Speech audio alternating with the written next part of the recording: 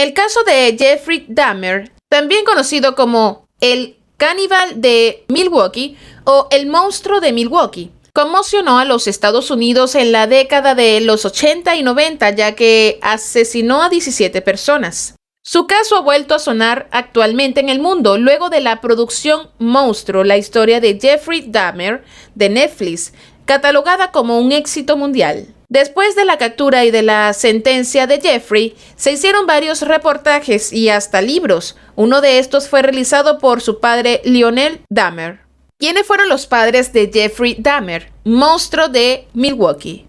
Nacido en 1936, el padre de Jeffrey, Lionel Dahmer, era un estudiante de química. Eso causó que se alejara varias veces de su familia, ya que su sueño era conseguir un doctorado en dicha materia. Al lograrlo, los Dahmer se mudaron al estado de Ohio, Estados Unidos, donde Lionel empezó a trabajar como químico investigador en la universidad. Jeffrey también inició a tener los gustos por los huesos, ya que Lionel le transmitió sus conocimientos, como por ejemplo preservar el esqueleto de los animales. En el 2022, con 86 años en la actualidad, según la base de datos de recientes de Ohio, Lionel sigue vivo.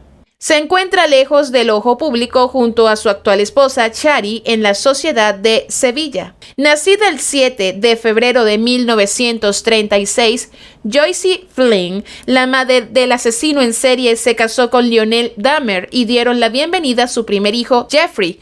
El 21 de mayo de 1960, según reportes, a Joyce le recetaron fuertes dosis de soporífero y fenobarbital. Se divorció de su esposo en la década de los 70 cuando su hijo tenía 18 años y terminó falleciendo a los 64 años de edad tras luchar contra un agresivo cáncer de mama el 27 de noviembre del 2000. ¿Qué dice el libro? La historia de un padre de Lionel Dahmer.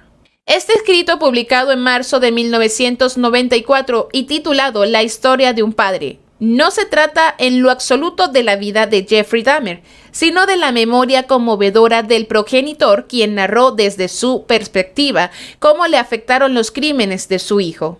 De hecho, este documento importante sobre la naturaleza de la paternidad y el papel de parentesco en el legado del mal. Asimismo, Lionel Herbert Dahmer profundiza en la relación que tuvo con su hijo y detalla cómo se puso en el lugar de su primogénito durante el juicio. Luego de la publicación del libro, las familias de dos víctimas de Jeffrey Dahmer demandaron a Lionel, argumentando que invadió su privacidad al incluirlos en la publicación. Finalmente, el fallo de esta demanda no se anunció públicamente, según Orlando Sentinel. ¿Qué pasó con Jeffrey Dahmer? Tras asesinar sin compasión a 17 jóvenes y niños entre los años de 1978 hasta 1991 en las ciudades de Ohio y Wisconsin, Dahmer fue detenido en septiembre de 1991 y fue condenado a cadena perpetua el 17 de febrero de 1992 por 15 de sus homicidios. Posteriormente, el carnicero de Milwaukee fue trasladado a la cárcel de Columbia,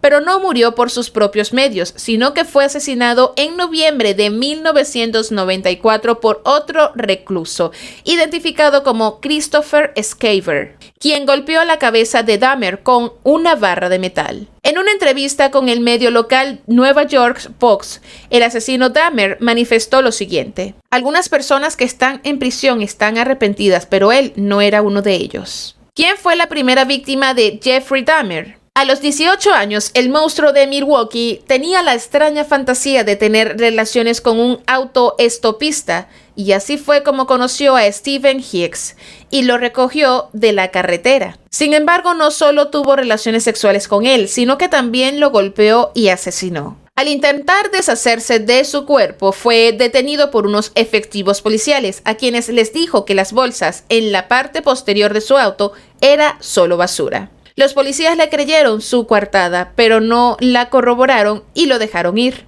Para entonces, Dahmer vivía en casa de su abuela, por lo que decidió llevar allí al cadáver de Stephen Hicks y lo escondió en el sótano. Años después, trituró los restos del cadáver y los desparció en su jardín. Su abuela nunca se enteró. El trágico final del único sobreviviente de Cannibal, Jeffrey Dahmer. Pese a que Tracy Ellsworth el único sobreviviente de Jeffrey Dahmer, logró escapar y denunciar al caníbal de Milwaukee, no pudo llevar una vida normal. Desde el 2002, Edward se convirtió en una de las personas sin hogar que iba de refugio en refugio. A partir de aquel entonces, el sobreviviente de Jeffrey Dahmer acumuló un historial delictivo por posesión de drogas y robos. Para el 2011, Tracy Edward fue condenado a prisión por matar a un hombre al arrojarlo desde un puente. La víctima se llamaba Johnny Jordan y murió antes de que los rescatistas llegaran a la escena del crimen. Tenía 52 años y fue sentenciado a pasar 1 año y medio en la cárcel. Después de eso, cumplió 2 años de supervisión judicial. Actualmente se desconoce el paradero de Edwards, quien se estima debe de tener alrededor de 63 años en la serie de Netflix. Él aún no se ha pronunciado sobre su caso con Dahmer. ¿Con qué enfermedad fue diagnosticado Jeffrey Dahmer? En 1992, Jeffrey Dahmer fue encarcelado de por vida. No pudo convencer al jurado de que su canibalismo y necrofilia eran el resultado de la locura, a pesar de que le diagnosticaron un trastorno límite de la personalidad. Jeffrey Dahmer, ¿por qué El Exorcista 3 era su película preferida?